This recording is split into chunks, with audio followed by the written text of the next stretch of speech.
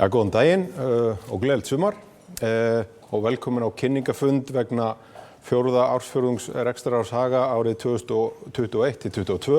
Þetta er svo jólin hjá okkur, þetta er desember, janúar og febrúar sem eru undir og við sögðum reyndar hérna á síðasta fundi að við varum að nálgast einhvers konar eðlilegt ástand ef við heldum það með COVID að fjara út. Það var svo rétt með COVID en hérna ástand er ekkert eðlilegt, að minnst kosti ekki á mat- og hrávörumörkunum og við munum tala um það á eftir. En hvað sem því líður þá erum við með niðurstöðum fjórða fjórðungs að reka smiðsök á bara prýðilegt rekstrarár hjá Högum og við Guðrún Eva Gunnarsdóttir, framkvæmdastjóri fjármálasviðs, ætlum að fjalla hérna helstu atriði uppgjörsins og stöðu Haga á nokkrum mínútum. Tökum svo spurningar hérna í lok fundar ef spurnir eftir. Ég vind mér í þetta og byrjum á að skoða hérna kennitölu fjórðungsins. Við sjáum hressilega veltuaukningu með árið í fyrra. Veltan var 35 milljarðar sem á pappírnum er 15% aukning en raunaukning að teknu tillit til seldrar og aflaðarstarfsemi er hins vegar nokkuð meiri, nálægt 20%. EBITDA var 2,4 milljarðar og hagnaður 724 milljónir. Það er lítið svolítið lægri heldur en í fyrra. Grunnrekstur er hins vegar að skila heldur meira núna en þessi munur í afkomu er vegna einskiptislega með öfugum formerkjum á milli fjórðunga. Nú í framleiðinni sjáum við sama munstur og í síðustu fjórðungum. Við erum með 20,7% framlegð. Það er samdráttur einhver 2,3% stig en í krónum þá hækka framleiðin á móti 4%, stóð í 7,3 milljörðum og ástæður eru þar sömu og við höfum áður rætt og við munum hérna nefna aðeins betur hérna eftir líka eingöngu í ólífsluta samstæðunar. Hlutfall rekstrarkostnaðar af tekjum hefur batnað 14,2%, það er umtalsverð lækkun frá í fyrra og eiginfjárhlutfallið er svo til óbreytt 41%. Og þá á árinu í heild sem við erum bara nokkuð ánægð með, vörusalan var 136 milljarðar, það er 13,5% tekjuvöxtur en aftur að teknu tillit til seldrar og aflaðarstarfsemi þá er þetta 16%. EBITDA var 10,5 milljarður, það er 7,7% af veltu og aukningum einhver 20% á milli ára. Hagnaður er líka aukast cirka 60%, var rétt yfir 4 milljörðum. Nú eins og ég nefndi áðan þá framleiða hlutfallið að hnikast niður, var 20,9% en framleiði í krónum eykst 7% og stendur í 28,4 milljörðum. Nú launa- og kostnaðarhlutfall að 13,8% og hefur ekki áður verið lægra í sögu Haga og að mínu viti til vitnis að við höfum náð ágætis árangri í að halda aftur af hækkandi rekstrarkostnað á síðasta ári en að sjálfsögðu leikur þarna veruleg tekjuaukning stóra rullu líka. Þannig heilt yfir þá erum við ánægð með reksturinn á árinu. Við erum að skila mjög sterku rekstrarári bæði með við árið í fyrra og sögulega. Aðeins að tala um framleiðina, í krónum þá er hún að hækka þó að hlutfallið hafi dregist aðeins saman. Ástæðan fyrir lægra hlutfalli er eingöngu í ólífsluta samstæðunar þar sem að stærstu áhrifaþættirnir er mikil hækkun á heimsmarkaðsverði og svo verulega aukin sala til stórnotenda og hérna hvað var að framleiða í dagvöruverslun þá hefur hún hins vegar aðeins aukist bæði í krónum og svo hlutfallatekjum. Við máttum reyndar alveg við því að framleiða hlutfalli var komið niður í sársaukamörk svona á miðju ári 2020 en er töluvert nær áætlunum okkar í dag en þó svo að framleiða hafi hækkað frá árinu 2020 þá hérna erum við töluvert undir meðaltalsframleiða árana fyrir 2020. Bæta hérna við einum punkti frábært að sjá hvað lenging á opnunartíma hefur vel tekið, við ætlum að tala um það aðeins á eftir. Það er mjög notalegt, það er hins vegar ekkert notalegt að fylgjast með þróun á verði aðfanga því allt frá því að COVID hófst þá hefur verið mikið ósamræmi í framboði og eftirspurn og hérna aðfangakeðjur í miklu ólagi, förum betur yfir það á eftir. Ýmis mál sem við erum mjög spennt fyrir, eitt af þeim eru kaup okkar á eldum rétt sem við sjáum töluvert tækifæri í framundan en kaupin eru að hafa samþykki Samkeppniseftirlitsins. Ef við förum stuttlega yfir starfsþættina, við skulum byrja á verslun og vöruhúsum eins og við gerum alltaf og það er öll okkar starfsemi fyrir utan ólís, telur til svona 2/3 hluta af tekjum samstæðunar. Þarna erum við með lítilsháttar tekjusamdrátt á fjórðungnum, 25,4 milljarða veltu fyrirgefið, en það blekkir aðeins að við erum að bera okkur saman við ár þar sem við nutum enn seldrar og aflaðarstarfsemi. Það er að segja við, eins og þið kannski munið, við seldum frá okkur Útilíf, Reykjavíkur apótek, og síðan lokuðum við Bónus á Korputorgi, við lokuðum lokuðum Hagkaupi á Selfossi og að teknu tilliti til þessara tekna þá er vöxturinn ríflega 3% á milli ára sem að í þessu árferði fleiri landsmenn hafa lagt land undir fót bara ágætt en auðvitað líka þarna verðbólga að spila inn í. En það er kannski þess vegna sem við erum mjög sátt þegar við horfum á verslanirnar okkar og bara fólk sem að heimsækja þær. Það eru fleiri að heimsækja verslanirnar á milli ára og seldum stykkjum að fjölga. Þannig að svona í ljósi þróunar á ferðalögum landsmanna og það er þetta ánægjuleg þróun. Aðföng og bananar sem eru þá vöruhúsaeiningarnar okkar hafa unnið að mínu mati þrekvirki á síðustu 2 árum. Bara einfaldlega með það að tryggja vöruframboð í verslunum hjá okkur og það hefur ekki alltaf verið auðvelt í þegar aðfangakeðjur eru eins laskaðar og raun ber vitni og það hafa verið síðustu 2 ár.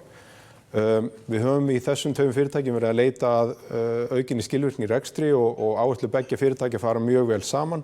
Það er náttúrulega mörguleyti svipuð félög þó að vörurnar séu mismunandi sem þær höndla en það er heilmikið tækifæri í því að samnýta verkefni, samnýta ferla og samnýta fólk og við erum á fullri ferð í slíkri vinnu. Og svo lítill punktur en bara skemmtilegur. Sara átti fínan fjórðung og annað bara frábært ár. 2020 var metár í rekstri Söru í veltu og afkomu og 2020, síðasta ár sló það met sem er bara ánægjulegt. Við bíðum spennt eftir að þau endurtaki það á næsta ári að sjálfsögðu. Ef við köfum aðeins betur ofan í starfsþáttinn og tökum þá fyrir sérstaklega Bónus. Bónus átti mjög sterkan fjórðung. Við sjáum það mjög í þessum fjórðungi sjáum við greinilega afrakstur af vinnu síðasta árs. Það er að segja breyting á vörumerki, aðeins breyttum áherslum og opnunartíma sem við byrjum með rétt undir lok nóvember.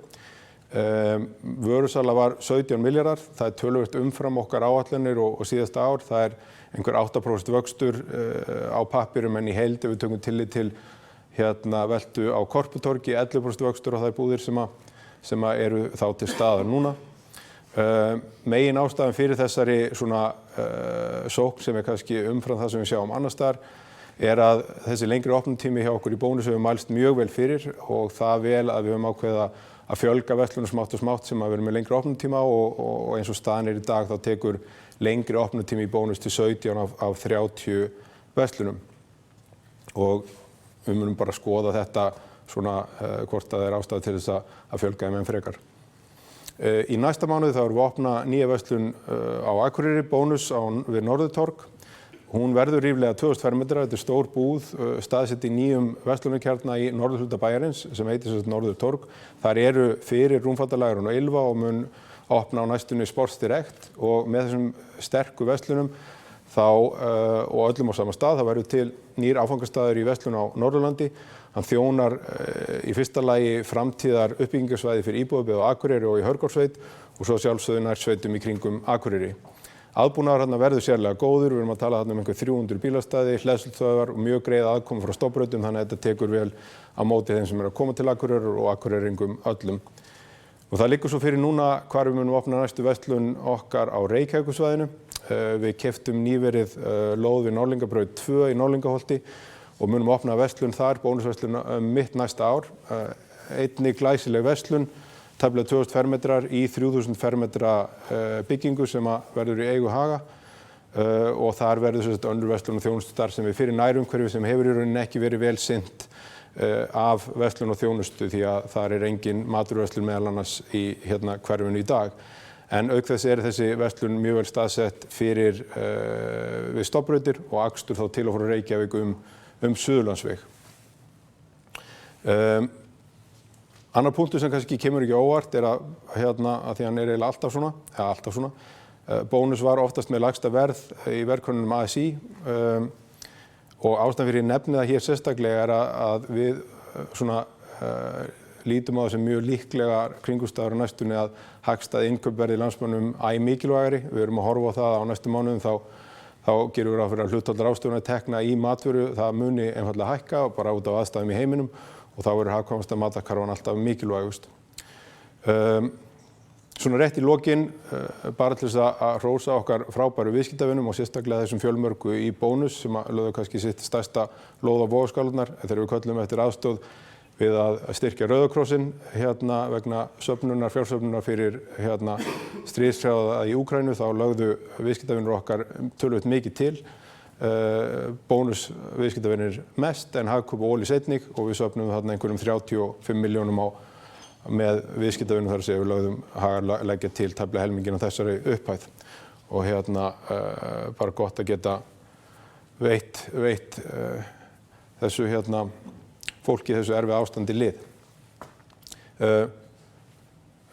Áfram með matvöruna, Hagkaup átti frábært ár, skilaði bestu rekstrarniðurstöðu í sögu félagsins og það verður að teljast mjög gott því að nú eru komin í röð 2 bestu rekstrar félagsins hérna það sem af er. Tekjur voru 6,2%. Það eiginlega svona nokkurn veginn á sama pari við í fyrra, það var lítill vöxtur kannski. Framleiðið var yfir áætlunum og afkoma hérna einnig. Nú viðskiptavinum fjölgaði aðeins lítið samt, ekkert eins og í Bónus, en við teljum þetta að vera merkjum að neysluhegðun með ákveðnum hætti að festa sig í sessi þegar kemur að hérna Hagkaup og þrátt fyrir ferðalög eru Íslendingar að leita áfram til Hagkaups með vöru sem að kannski þeir keyptu áður gjarnan erlendis, fyrir COVID og snyrtivörusalan sennilega besti hitamælirinn okkar á þetta því að hún hérna stendur bara keik og bara svipuð og hún var í fyrra og hérna gengur áfram mjög vel þar. Og á því sviði erum við að auka þjónustu enn frekar. Við vorum að opna nýtt útibú á snyrtivöruverslun Hagkaups en við gerum það á netinu. Við erum mjög ánægð með viðtökur síðustu vikur og munum fylgja þeirri vinnu eftir á næstunni og á fleiri frontum.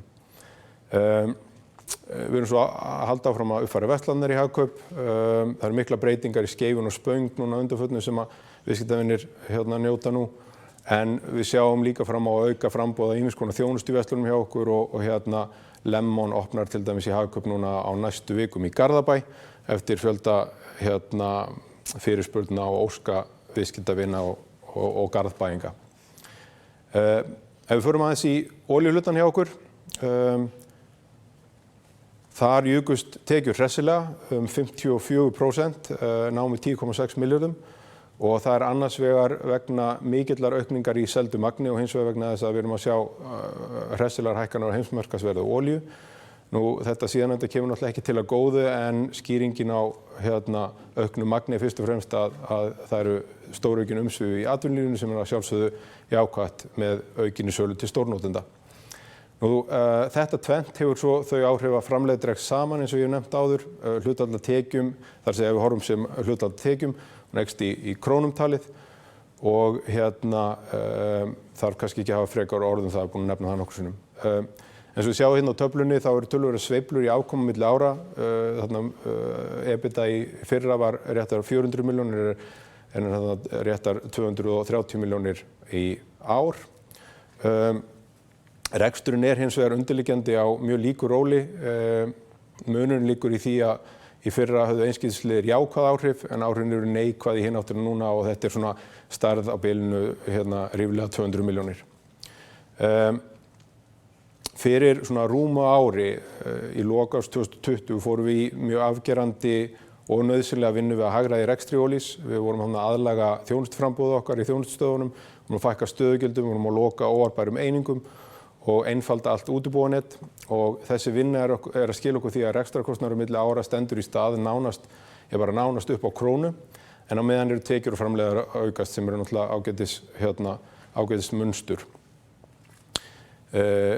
Við erum að horfa á frekari vinnu þarna framundan en svona að lunganum til þá munum snúast að efla ásýnd og vöruframboð þjónustustöðva en við erum líka að færa ákveðna starfsþætti, ákveðna vöruflokka af fyrirtækjasviði Olís yfir nýtt fyrirtæki Haga sem við höfum nefnt Stórkaup og mun hefja starfsemi núna í næstu viku eða bara næsta mánudag.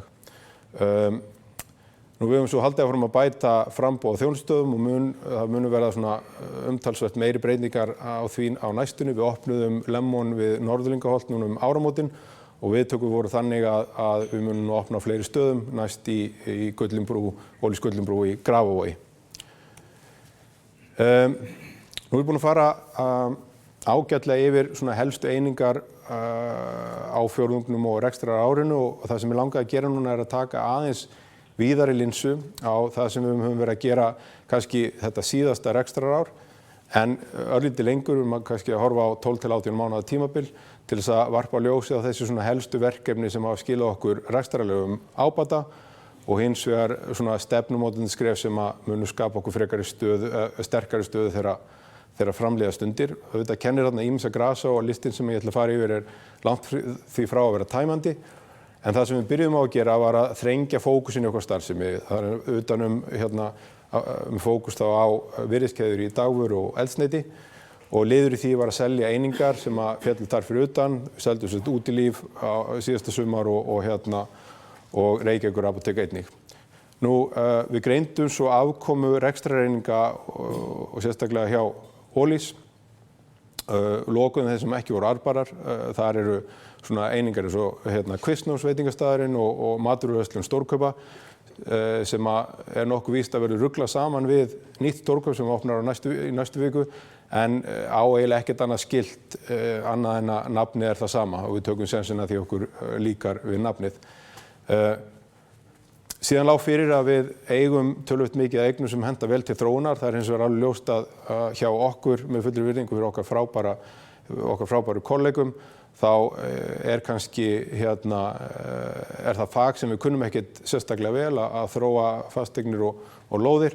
Þess vegna lögðum við upp í þetta samstarf með Klasa til þess að koma þá fasteignum og lóðum í þróun með svona hjá fagaðilum með þá til að skapa meira virði hraðar fyrir okkar hluthafa. Kaupin á Eldum rétt voru fyrst og fremst hugsuð til þess að bregðast við mjög miklum breytingum sem við höfum séð í neysluhegðun á undanförnum árum hjá okkar viðskiptavinum. Það eru fleira kall eftir þægindum, einfaldleika, hollustu og hagkvæmni og þar að auki þá höfum við ekki áður tekið mikið þátt í matvöruverslun í gegnum netið en Eldum rétt er nú einn stærsta slíka verslun á Íslandi í dag. Svona af svipuðum ástæðum keyptum við Lemon eða hlut í Lemon en það er kannski ekki síður til að skreyta þjónustustöðvarnar okkar í Ólís og reyndar verslanir með meiri ferskleika og hollustu fyrir viðskiptavini. Okkur fannst það þurfa og Lemon mjög flott brand og styður okkur í þeirri vegferð. Síðan sáum við tækifæri í að nýta starfsemi sem var undir hatti Ólís sem ég nefndi áðan. Við erum að flytja ákveðna þætti til þess að bæta þjónustu við stórnotendur. Þetta er rekstrarvara, þetta er heilbrigðisvara og rekstrarheilbrigðis og hreinlætis rekstrarvara. Og við erum að færa þetta yfir í einingu sem mun vinna þess að standa svona með hagkvæmri hætti að þessari vinnu. Við gerum það einkum með aukinni áherslu á netsölu og aukinni sjálfvirkni og hýsum hana undir hatti fyrirtækisins Stórkaup sem opnar eins og áður sagði á mánudaginn. Ef við höldum áfram og leggjum þá kannski meiri áherslu á með hvaða hætti við höfum sótt aukið hagræði í rekstri með þá annars vegar lægri kostnað og hins vegar auknum tekjum. Eins og ég hef nefnt undan þá var kannski mest afgerandi aðgerðin hjá okkur í Ólís, hagræðing á smásölu fyrirtækjasviði sem að telur í dag til ca. 20% fækkunar stöðugilda í fyrirtækinu í heild og það munar alveg minna. Nú, því tengt þá snerum við völdum þjónustustöðum í Ólís yfir í sjálfsafgreiðslustöðvar. Það skilaði okkur hagkvæmari einingum í afkomu, sjálfsagt ekki í tekjum en afkoma einingana varð töluvert betri fyrir vikið. Við höfum undirbúið opnun á nýjum verslunarstaðsetningum. Norðurtorgi nefndi undan á Norðlingaholt og mögulega eitthvað fleira í sigtinu.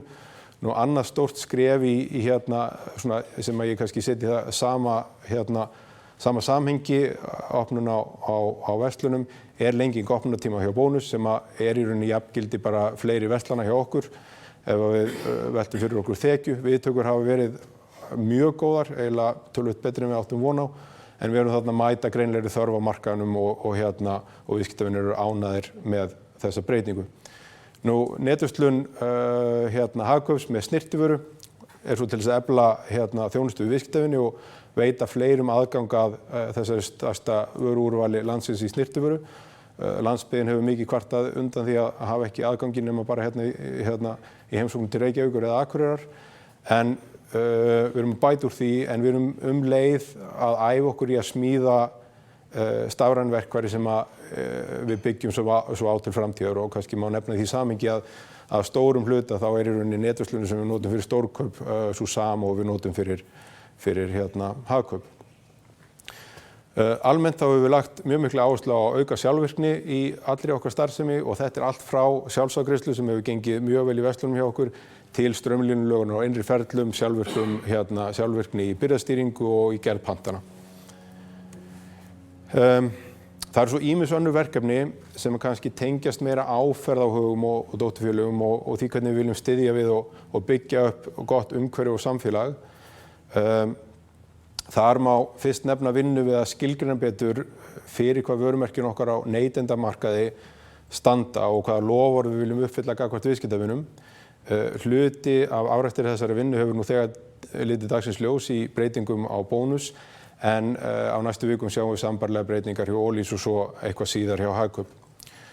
Nú við höfum svo lagt töluverða áherslu á styðja við þróun og nýsköpun á okkar sviði, það er að segja matvælatengdri starfsemi og við settum í þeim tilgangi á laggirnar lítið nýsköpunarsjóð í fyrra, köllum hann uppsprettuna, sem hefur það hlutverk að styðja við og virkja frumkvöðla í að koma framleiðslu og helst sjálfbæri framleiðslu með svona íslenska rætur á markaðinn og við höfum fengið bara í hillurnar hjá okkur skemmtilega vörur úr þessu, mjög góðar undirtektir í fyrra. Við erum með aðra umferð uppsprettunar í gangi núna og erum að fá frábær viðbrögð líka núna og það verður gaman að sýna ykkur vörur sem að koma úr þeirri vinnu fyrr en síðar.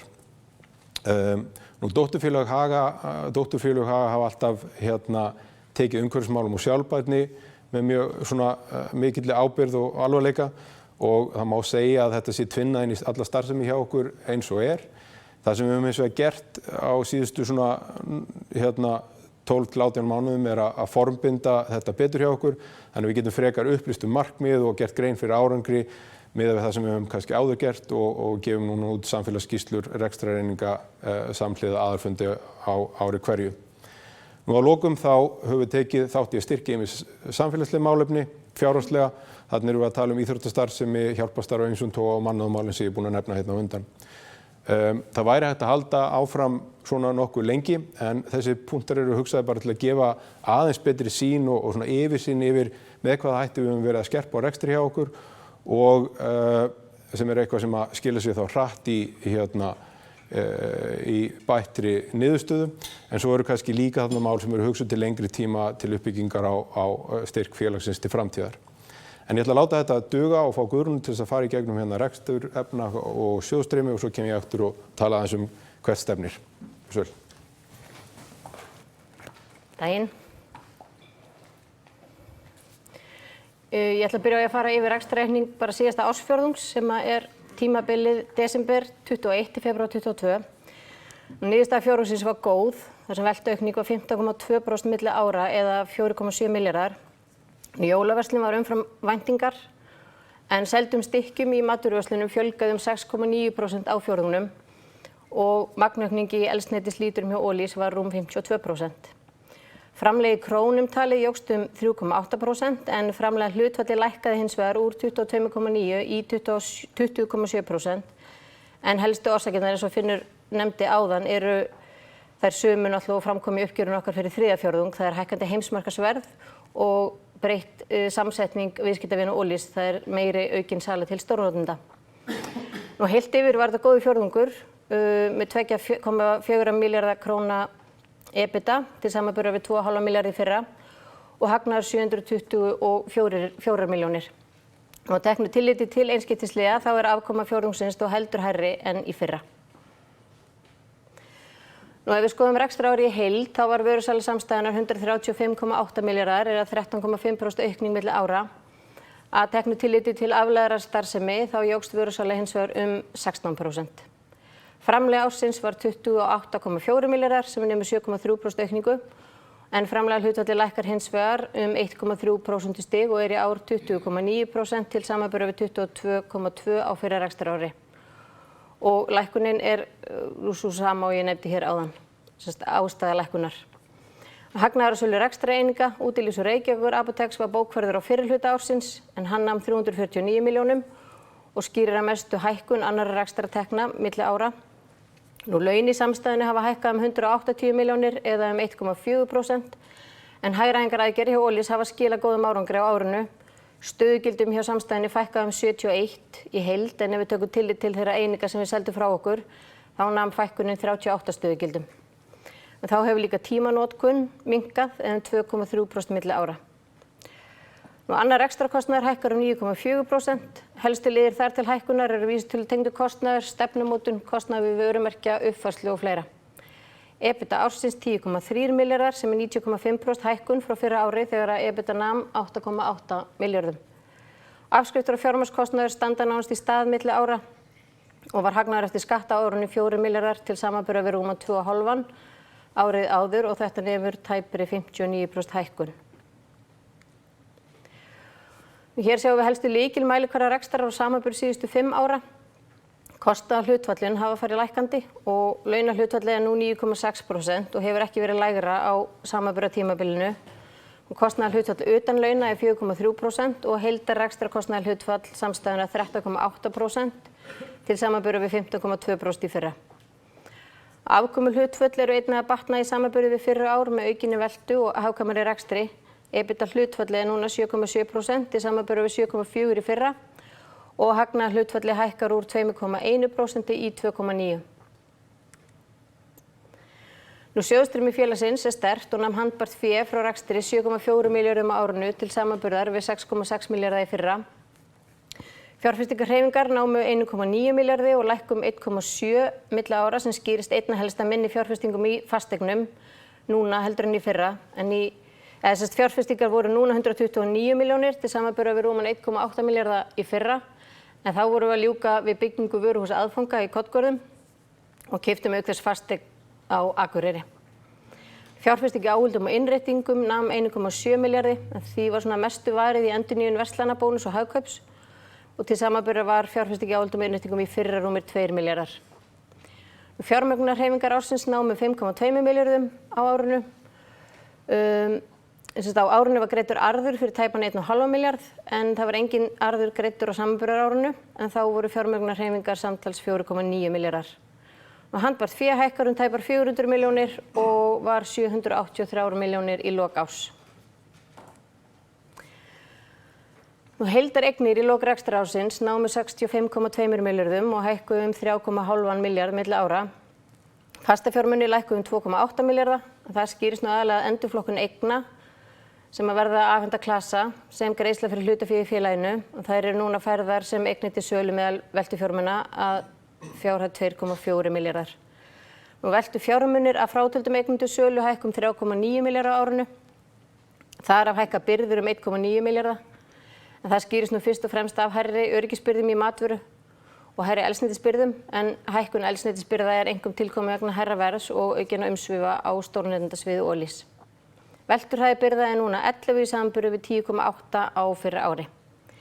Viðskiptakröfur hækka nokkuð tæpan 1,6 milljarð á árinu. Skýrist aðalega að aukningu hjá Olís til stórnotenda og er innheimtutími krafna núna 11,7 dagar en var 10,3 í fyrra.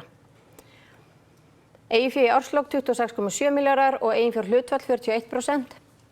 Heildarskuldir námu 38,5 milljörðum en þar voru vaxtabærandi skuldir samtals 12,2 milljarðar og leiguskuldir 8,9 milljarðar. Viðskiptaskuldir hækkum 2,5 milljarða á árinu samhliða meiri veltu og hærri birgðastöðu. Ef við skoðum í lokin lykilmælikvarða efnahags og samanburð síðustu 5 ára, þá sjáum við að arðsemi eiginfjár síðastliðna 12 mánuði er 15,9% og eiginfjárhlutfall 41% eins og ég nefndi áðan. Nettóvaxtabærandi skuldir með leiguskuldum eru 1,9 sinnum EBITDA ársins og skuldahlutfalli án leiguskulda er 1,1 sinnum EBITDA. Veltufjárhlutfall í lok árs var 1,15 og veltuhraði í rekstri 15,4 dagar til samanburðar við 14 daga í fyrra. Ég ætla að láta þetta duga og gef Finni aftur orðið. Takk fyrir það, Guðrún. Svona rétt til þess að draga saman og klára hérna þessa kynningu örstutt yfirlit yfir gengi og stærstu hluthafa. Gengi í lok fjórðungs stóð í 72 krónum á hlut og stendur núna í einhverjum ríflega 80 krónum. Hluthafar voru 980 986 er vist í réttalan og hafði þá fjölgað einhverju 200 á árinu og sjáum við svo lista yfir stærstu hluthafa, 10 stærstu hluthafa, hann er eins á milli fjórðunga nema að safnreikningur íslenskra verðbréfa tekur sætisskiptum við LSR B-deild í 10. sæti. Hérna er svo mynd af þróun hagnaðar per hlut eftir fjórðungum. Þetta er lítilsháttar breyting frá síðasta uppgjöri. Aðalatriðið í þessari mynd er að við sjáum hérna afrakstur þeirrar vinnu sem við erum búin að leggja í og nefndi hérna á undan. Aðgerðir til þess að bæta árangur í rekstri og uppsafnaður hagnaður á hlut síðustu 12 mánuði stendur þá í 3,47 krónum.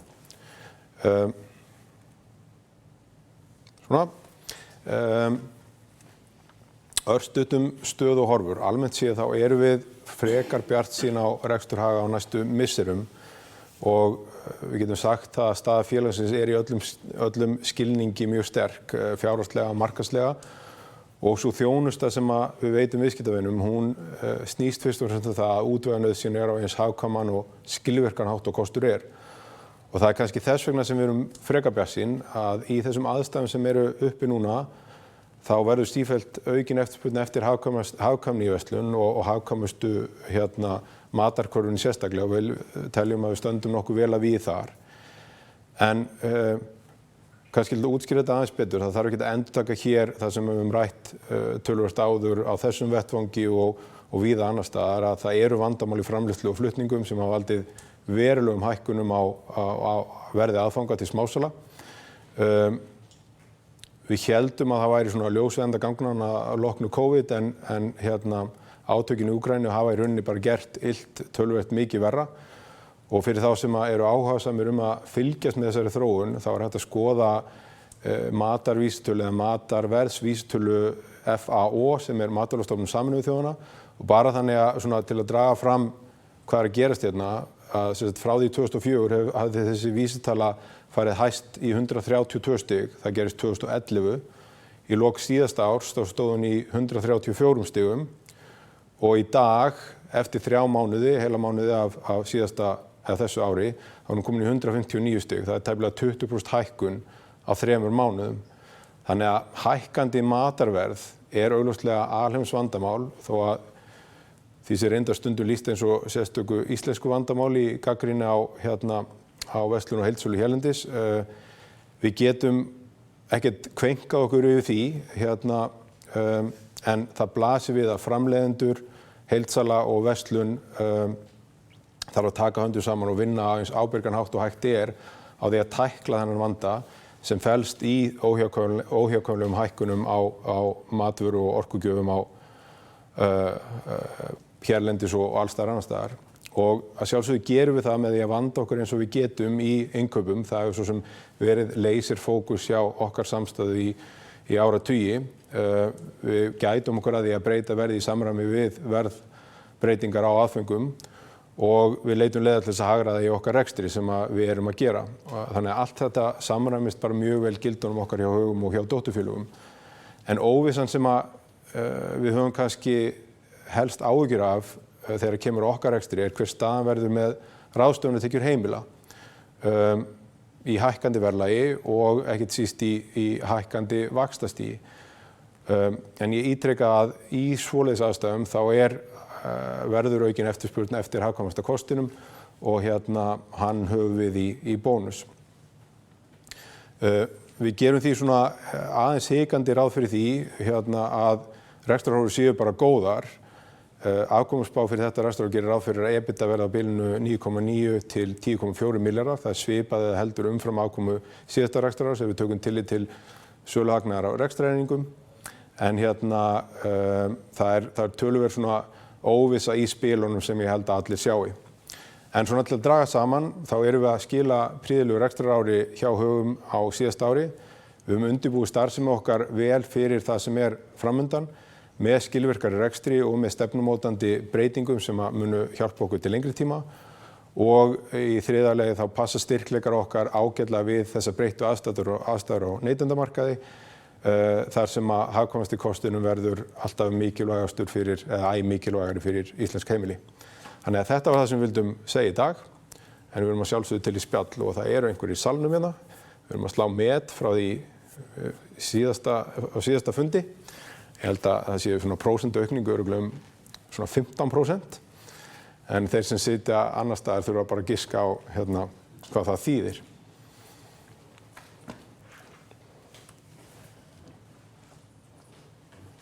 Já, Broddi. Hvað er byrjað? Já.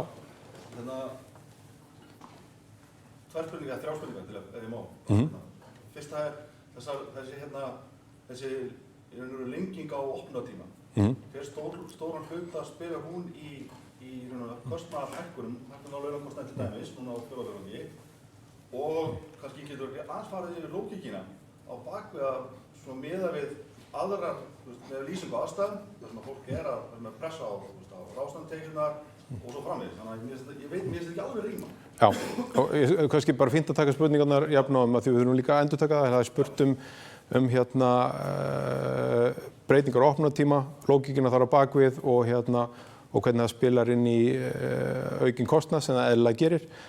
Svarið við því er ástæðan fyrir því að við teljum okkur geta gert þetta núna en haldið áfram svona trú við viðskiptamódel bónus sem að gengur út á hagkvæmni og einfaldleika árangur í sjálfsafgreiðslu.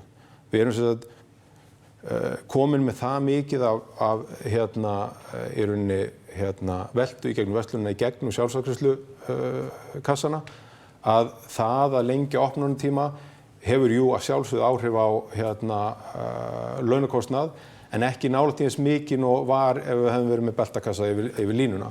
Þannig að svarið við spurningunni já, þetta hefur töluverð áhrif, þetta hefur áhrif til kostnaðarhækkana og það eru umtalsverð aukning í launakostnaði í bónus á milli tímabila. Hún er eins og veginn upp og miklu meir en það af aukinni veltu í gegnum búðirnar og við sjáum bara hvernig það var svona, við erum náttúrulega ekki búin að opna allar búðir lengur þannig við höfum mjög góðan samanburð á milli búða sem að við lengjum opnunartíma og lengjum ekki opnunartíma. Við sjáum bara sláandi mun og það er það sem gerir þetta okkur sleift. En þú varst með 3 spurningar. Bara til upprifjunar. Já.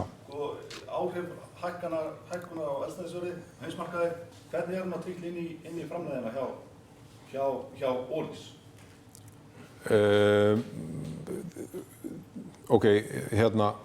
Það er nálgast að spurninga á ýmsan hátt.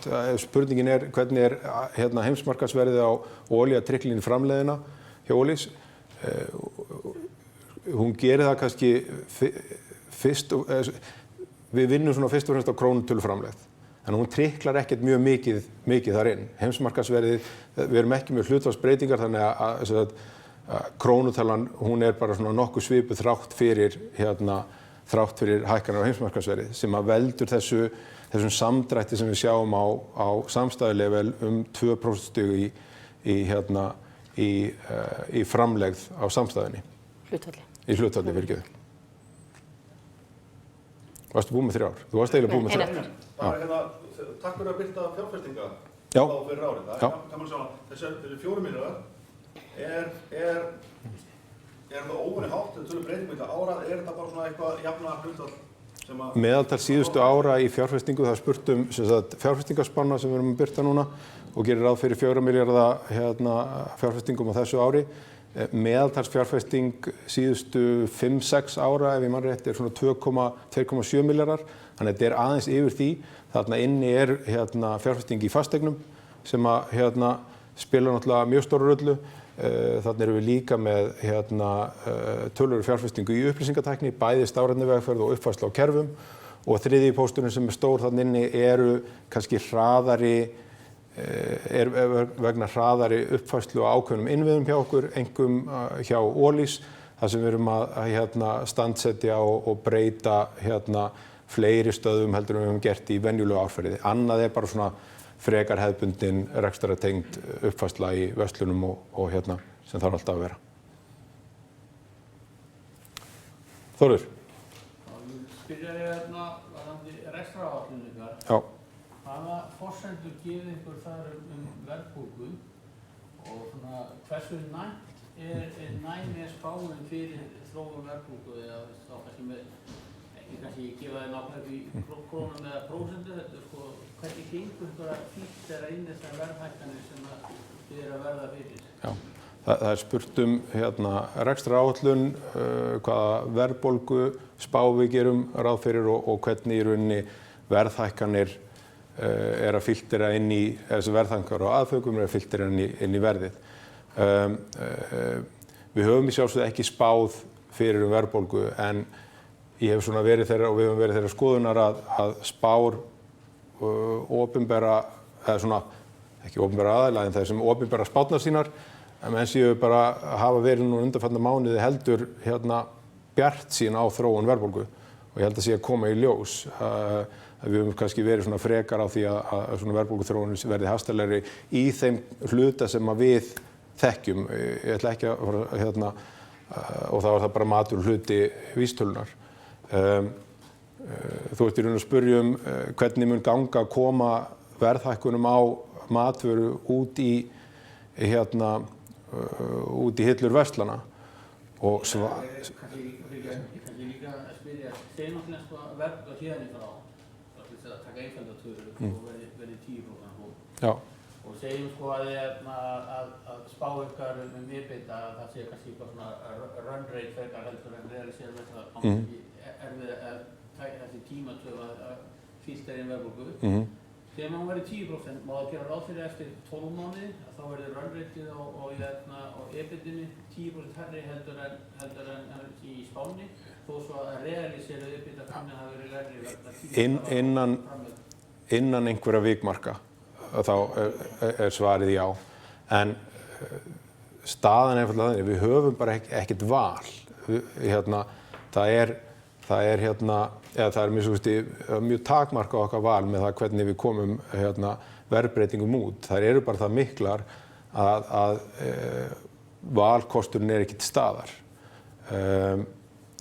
Plús það að ef við myndum ekki bregðast við þá værum við mjög fljótt komin í þá stöðu að vera bara að ganga á skjön við lög, við megum ekki selja vöru undir kostnaðarverði og verðhækkanirnar eru bara það miklar að framleiðin hún hefur ekki undan. Kannski framlöta því þá, sem meiri abstrakt spurninga, það nú maður séð að undanförnu í nágrannalöndum okkar sem reynda að það fara að skammta matarolíu í búðum og hafið þið orðið vör við að það sé bara erfitt að beinlínis að fá vörur og hort fram á þessi vöruskortur sé að fara að aukast, hvernig metið þið bara öryggi ykkar, aðfanga öryggi ykkar? Það er ekki eitthvað sem við höfum verulegar áhyggjur af. Ég nefndi reyndar áðan að þegar við horfum til kollega okkar sem að bera nú svona mesta ábyrgð á því sem í hillunum hjá okkur, það er aðföng og starfsfólk í aðföngum og hjá banunum, að þetta hefur ekkert verið auðvelt tímabil síðustu 2 ár. Það er búið að fólk þarf að vera hugmyndaríkt og röst til þess að svona þegar það komur vandamál að bregðast við þeim. Við sjáum ekki fram á að það verði verulegur skortur í tilteknum vöruflokkum, eitthvað sem ekki hægt að bregðast við. Þú nefnir reyndar matarolíu sem alveg sérstakt ástand með, en við höfum ekki lent í teljandi vandræðum, myndi ég segja, við að tryggja vöruframboð eða öryggi vöruframboðs. Þannig að það er ekki það sem við höfum áhyggjur af. Við höfum fyrst og fremst áhyggjur af því að verðhækkanir verði bara þannig að sölu á sumum vörum verði bara hreinlega sjálf hægt. Kannski einu enn til þess að jafna Stefán Gordon. Hvenær gætum átt vona á meiri upplýsingum samstarfsverkefni ykkar með Klasa og nánar fjárhagslega áhrif þess? Já, við gerum, það er spurt samstarfsverkefnum okkar við Klasa og hvenær vant er að frétta fregna því og upplýsinga fjárhagslega áhrif. Kannski fyrst, það er í skýringum núna í ársreikningi gerð grein fyrir fjárhagslegum áhrifum væntum af því. Ég kannski fæ Guðrún til þess að nefna þær tölur aðeins. En varðandi tímasetningar á því hvernig við getum raunverulega farið að fjalla meira þetta, þá svona undir lok maí þá rennur út frestur sem Samkeppniseftirlitið hefur til þess að taka afstöðu til málsins og við erum bara í góðum díalóg við eftirlitið núna þessar vikurnar og gerum ráð fyrir niðurstöðu á þá innan mánaðar eða svo. Guðrún, þú kannski nefnir Það í skýringu 25 minni mig, en þá erum við aðeins að fara yfir vænt áhrif á EBITDA sem eru 950 milljónir og 940 og 750 á hagnað eftir skatta. Það eru vænt áhrif í samstæðinu. Þá erum við að innleysa 2/3 af söluhagnaði, að við munum eiga 1/3 í þessu félagi, þannig að við náttúrulega kemur eignarhlutur í félagi á móti. Þessi áhrif í rauninni koma fram þá þegar við afhendum þessi félög sem að ef allt gengur óskum í maí þá ætti það að vera öðru hvoru megin líklegast á öðrum ársfjórðungi. Og þessi áhrif eru þá ekki hluta á afkomuspá okkar í dag. Nei. Það jafntefli á okkur núna sko. Þú þurfum bara að læra eftir smjör, ja.